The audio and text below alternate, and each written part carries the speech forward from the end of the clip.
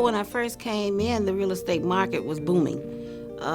Everybody was buying, property value was way up.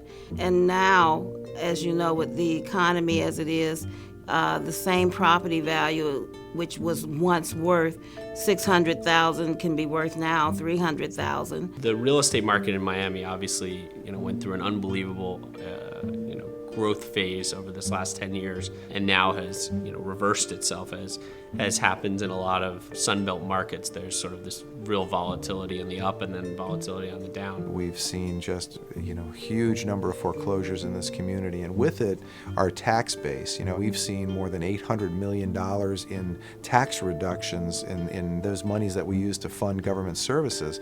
They're gone. The investment and development that was planned for the places farther out in the region that was just for office parks or just for large-scale residential development is stopped. This is a community, this is a state that has always depended on real estate development. It has always been the real engine alongside of tourism in this community. So it has been this bubble bursting that has really got everybody rethinking and retrenching and trying to find some alternatives and another way to approach this.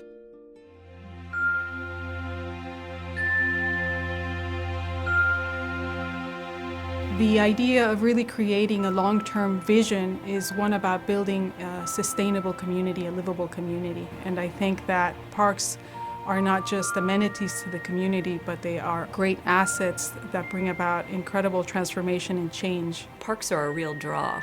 They're a draw for people, they're a draw for economic development, and it shows that the city's very innovative. We're really talking about a process for transforming an underutilized or underappreciated piece of property to a very special place. A red field essentially is a site that disinclines you to invest in anything in the surrounding area. So you take that site offline and you take that risk factor out of the equation, and then if you can go to the next step of replacing that empty derelict site with something which enhances the value of everything around it, you can really see a huge, return on your investment. And it's the right sustainable investment, because when we do come out of this dry spell, there will be opportunities for that kind of development, mixed-use development, whether it's housing, retail, commercial, but it will be around a park. It will be around something that will sustain itself, that people can begin to use now, and that will set the pattern for development in the future.